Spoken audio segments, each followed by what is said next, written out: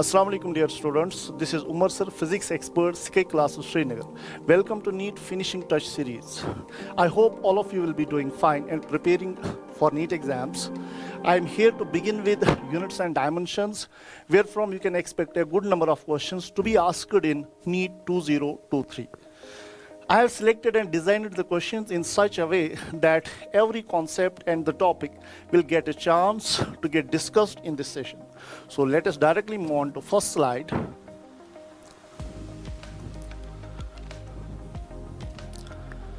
So the first very basic question is speed of light in vacuum is c equal to 1 by under root of mu naught epsilon naught. Then the dimensional formula of 1 by mu naught epsilon naught is, right? तो यहाँ पे speed of light दिया हुआ है 1 by under root, हमें 1 by mu naught epsilon not के dimensions निकालने पड़ेंगे, राइट?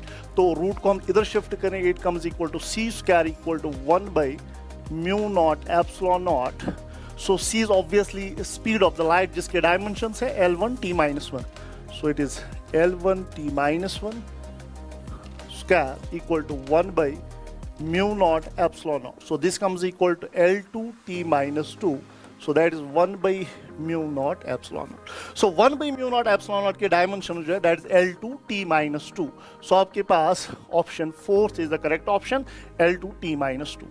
बट ये चीज़ आप लेकिन जहन में रखेंगे, ये जो है ये फॉर्मूला आप कभी भूलेंगे नहीं. स्पीड ऑफ लाइट हमेशा होता है बराबर 1 by under root of mu naught epsilon naught. So कभी भी आपसे आप डायरेक्टली ये फॉर्मूला कभी दी हुई नहीं होगी, आपको डायरेक्टली क्वेश्चन पूछेगा आप बताइए 1 by mu naught epsilon not के डायमेंशंस क्या है, या आप बताइए म्यू नॉट एप्सिलॉन नॉट के डायमेंशंस क्या है.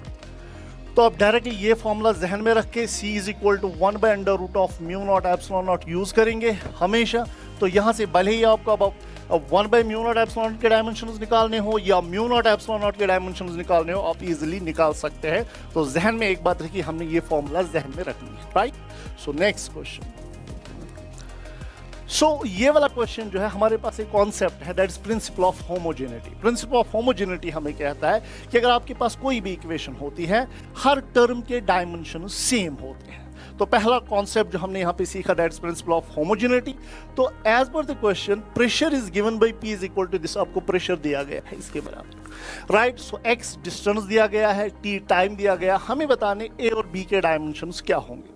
तो अगर हम यहाँ देखेंगे, यहाँ पे सबट्रैक्शन हो रहा है. सबट्रैक्शन सिमिलर क्वांटिटीज का होता है जो कि हमें यूनिट्स एंड डायमेंशंस में प्रिंसिपल ऑफ होमोजेनिटी हमें बताता है. तो जब सिमिलर क्वांटिटीज के का सबट्रैक्शन होगा, तो अगर ये L2 है डिस्टेंस का स्क्वायर यानी L2, तो A के डायमेंशंस भी L2 ही होंगे. सो पहली चीज जो हम यहाँ सीख गए, A के डायमेंशंस आएंगे L2 के बराबर, राइट? इसके बाद अब हमने B के डायमेंशंस निकालने हैं. तो अगर A के डायमेंशंस L2 है, x स्क्वायर के भी डायमेंशंस L2 ही होंगे और इस कंबाइंड क्वांटिटी के डायमेंशंस भी L2 ही आपके बनेंगे. So can I simply write, अब मुझे चूंकि प्रेशर के डायमेंशंस निकालने हैं मुझे, so can I simply write is equal ये इसके जो डायमेंशंस होंगे डिवाइड बाई बी टी. तो b के डायमेंशंस हमारे पास क्या बनेंगे, a minus x square divide by b t, right? तो b के डायमेंशंस हम निकालेंगे. सो b के डायमेंशंस आएंगे, a के डायमेंशंस L2, एक्स स्क्वायर के भी L2, L2 माइनस L2 ही होता है, ठीक है? कंबाइंड क्वांटिटी के डायमेंशंस L2 ही होंगे.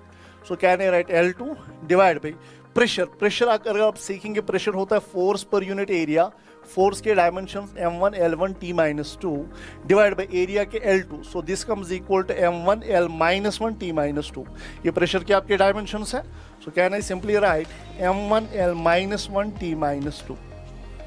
ओके, तो टाइम के डायमेंशंस आपके पास T1 बनेंगे. सो B के जो डायमेंशंस हमारे पास आ रहे हैं, सो ये ऊपर चला जाएगा, it comes equal to M minus 1. ये भी ऊपर चला जाएगा, ये बनेगा L3 और ये बनेगा T minus 1, फिर ऊपर जाके T1 बनेगा. सो M minus 1 L3 T1, M minus 1 L3 T1. So option third इसका मैच कर रहा है. A के डायमेंशंस L2, B के dimensions M minus 1 L3 T1.